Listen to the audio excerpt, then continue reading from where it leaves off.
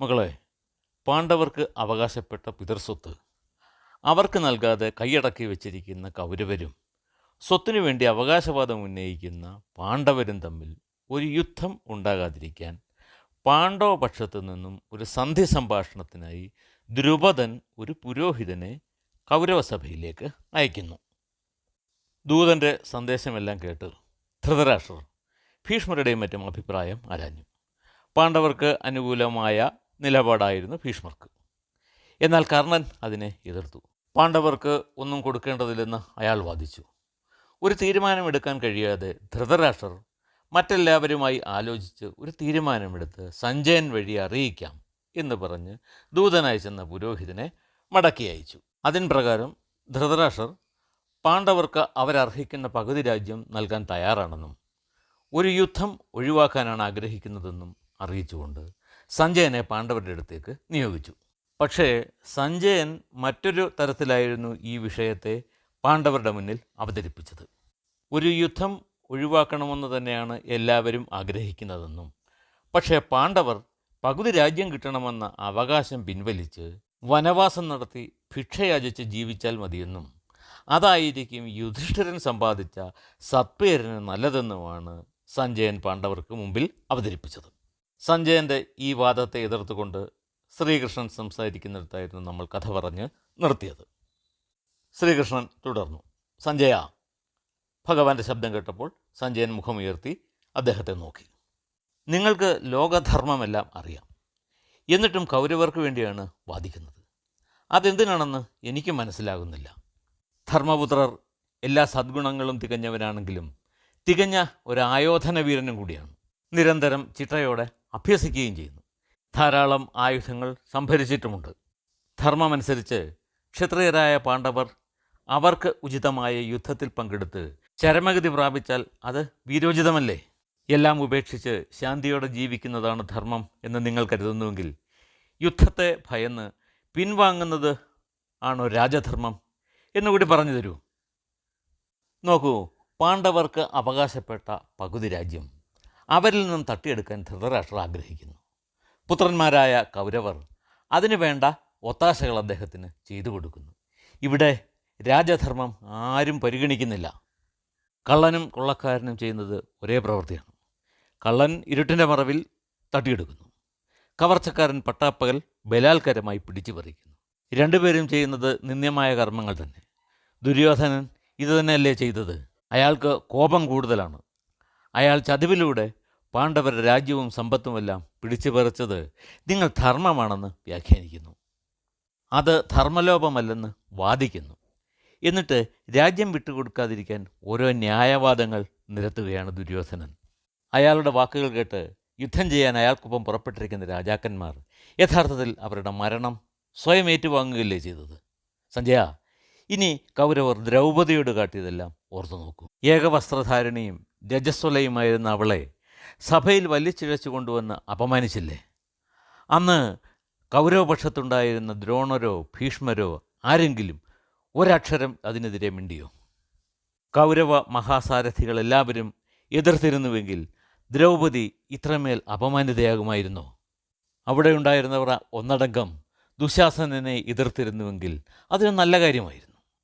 അത് കൗരവർക്ക് തന്നെയും നല്ലതായി തീരുമായിരുന്നു. അപ്പോൾ സഭയിൽ ധാരാളം പരാക്രമികളായ രാജാക്കന്മാരുണ്ടായിരുന്നു. ആരെങ്കിലും അതിനെതിരെ ഒരക്ഷരം സംസാരിച്ചു? വിതുരർ മാത്രമാണ് ധർമ്മത്തിൻ്റെ പേരിൽ ദുര്യോധനനെ തടയാൻ ശ്രമിച്ചത്. സഞ്ജയ, യഥാർത്ഥത്തിൽ ധർമ്മം എന്താണെന്ന് മനസ്സിലാകാതെയാണ് നിങ്ങൾ ദുര്യോധനെ ധർമ്മം പഠിപ്പിക്കുവാൻ ശ്രമിക്കുന്നത്. നിങ്ങൾ വീരശൂര പരാക്രമി എന്ന് വിളിക്കുന്ന കർണൻ എന്താണ് ദ്രൗപദിയെക്കുറിച്ച് പറഞ്ഞത്? നിനക്കിനി മറ്റു മാർഗമൊന്നുമില്ല. ദുര്യോധനൻ്റെ കൊട്ടാരത്തിൽ ദാസിയായി പോയിക്കോളൂ.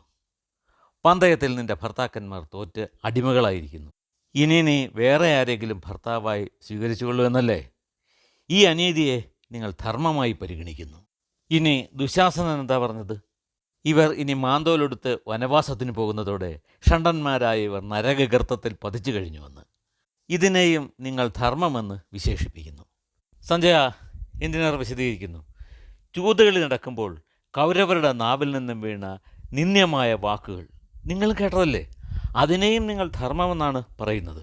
ശരി, അതെല്ലാം കഴിഞ്ഞ കാര്യങ്ങൾ. എന്തായാലും തകർന്നു കിടക്കുന്നതെല്ലാം ശരിയാക്കാൻ കഴിയുമോ എന്നറിയാൻ ഞാനും ഹസ്തിനപുരത്തേക്ക് വരുന്നുണ്ട്. പാണ്ഡവരുടെ കാര്യങ്ങൾക്ക് കുഴപ്പമൊന്നും ഉണ്ടാകാതെ കൗരവരോട് സന്ധി ചെയ്യാൻ കഴിഞ്ഞാൽ അതൊരു വലിയ കാര്യമായി തന്നെ ഞാൻ കരുതുന്നു. പാണ്ഡവർ ധൃതരാഷ്ട്രരെ സേവിക്കാൻ ഒരുക്കമാണ്. ഒപ്പം യുദ്ധം ചെയ്യാനും അവർക്ക് മടിയില്ല. ഇനി രാജാവ് യുക്തമായ തീരുമാനമെടുക്കട്ടെ. ധർമ്മിഷ്ഠരായ പാണ്ഡവർ സന്ധി ചെയ്യാനും ഒരുക്കമാണ്. സഞ്ജയ, നിങ്ങൾ ഇക്കാര്യം ധൃതരാഷ്ട്രരെ അറിയിക്കൂ. യാത്ര ചോദിക്കാൻ വേണ്ടി യുധിഷ്ഠിരൻ്റെ അടുത്തെത്തിയ സഞ്ജയൻ പറഞ്ഞു, സംസാരത്തിനിടയിൽ ആവേശം പൂണ്ട് ഞാൻ ചിലതെല്ലാം പറഞ്ഞുപോയി. അങ്ങേക്കതിൽ പ്രയാസമൊന്നും തോന്നരുത്. അപ്പോൾ യുധിഷ്ഠിരൻ പറഞ്ഞു, സഞ്ജയ, ഞങ്ങൾക്ക് ദുഃഖമുണ്ടാകണമെന്ന് നിങ്ങൾ ചിന്തിക്കുകയില്ലല്ലോ.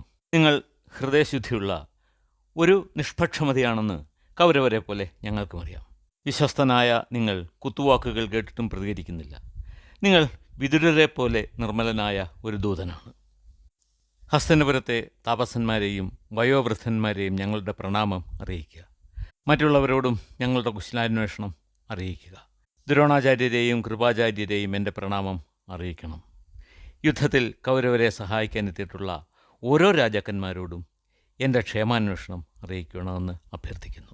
എന്നും ഞങ്ങളെ അനുഗ്രഹിക്കുകയും ഞങ്ങളുടെ ദുഃഖങ്ങളിൽ തണലായിത്തീരുകയും ചെയ്ത വിതുരരെ എൻ്റെ പ്രത്യേകമായ അന്വേഷണം അറിയിച്ചാലും അന്തഃപുര നിവാസികളായ ഓരോരുത്തരെയും കണ്ട് അവർ ഗുരുജനങ്ങളെ വന്ദിച്ചും അവരുടെ ഭർത്താക്കന്മാരുടെ ക്ഷേമത്തെ മുൻനിർത്തിയും ജീവിക്കണമെന്നും യുധിഷ്ഠിരൻ്റെ അനുഗ്രഹം എപ്പോഴും അവർക്കുണ്ടായിരിക്കുമെന്നും അറിയിക്കുക.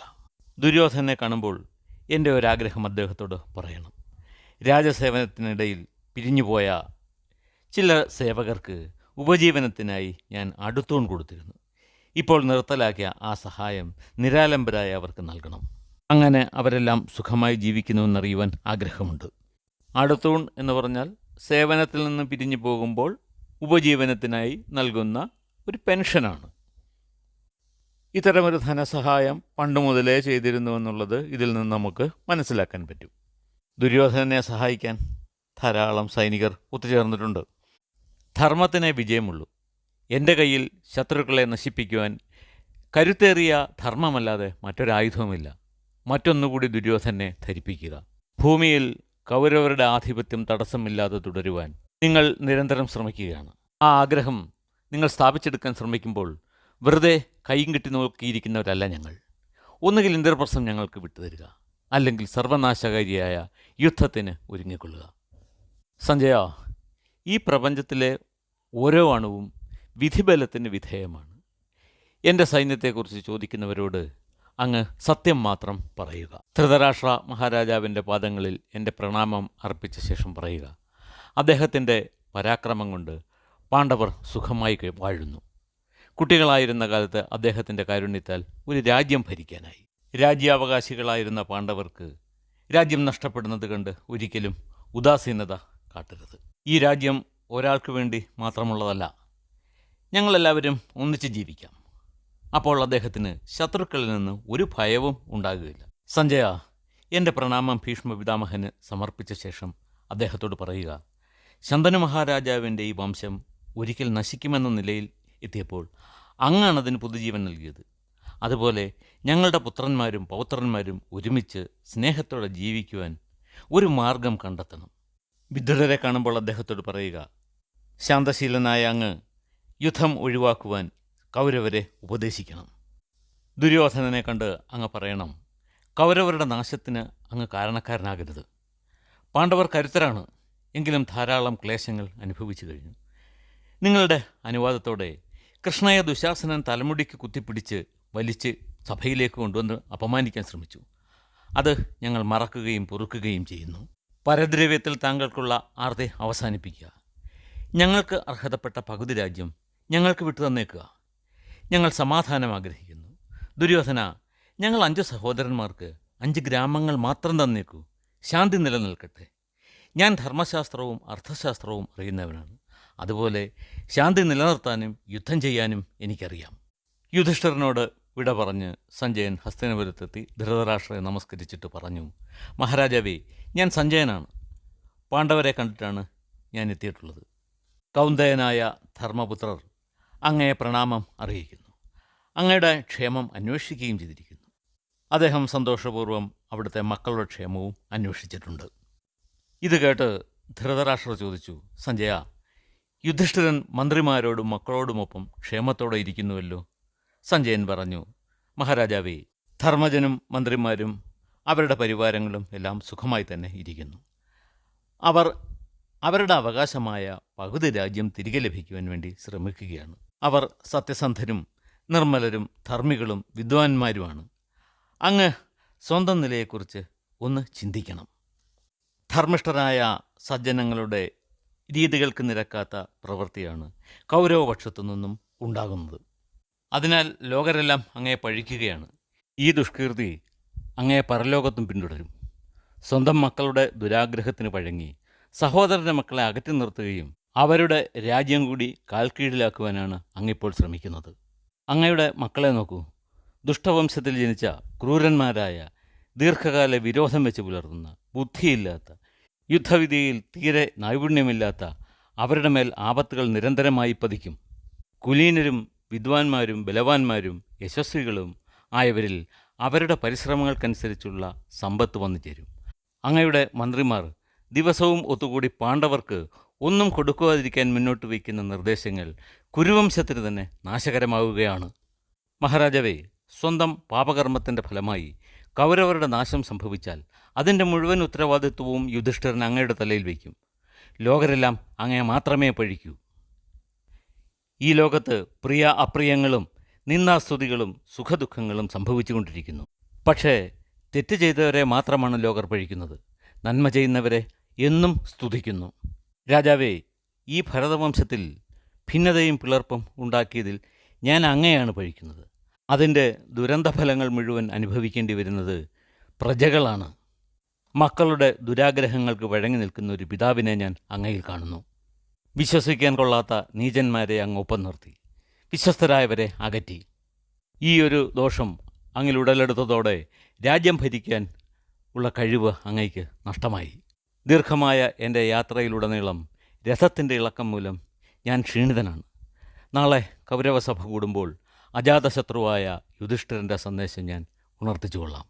ധൃതരാഷ്ട്രർ പറഞ്ഞു, സൂതപുത്ര, നിങ്ങൾ പോയി നന്നായി വിശ്രമിക്കൂ. നാളെ സഭയിലെത്തി യുധിഷ്ഠിരൻ്റെ സന്ദേശം അറിയിക്കൂ. കൗരവ പ്രമാണിമാരെല്ലാം അത് കേൾക്കട്ടെ. സഞ്ജയൻ ധൃതരാഷ്ട്രരെ വണങ്ങി സ്വന്തം ഭവനത്തിലേക്ക് പോയി. കഥയുടെ ബാക്കി ഭാഗം നമുക്ക് അടുത്ത ദിവസം കേൾക്കാം.